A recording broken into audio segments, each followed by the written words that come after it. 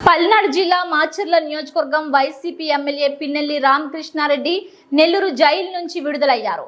EVM ధ్వంసం కేసులో arrest అయిన ఆయనను రిమాండ్ నిమిత్తం జైలుకు పంపారు. ఆయనకు బెయిల్ రావడంతో సంబంధిత ఆర్డర్ కాపీలు లేటుగా అందడంతో ఇవాళ జైలు నుంచి రిలీజ్ అయ్యారు.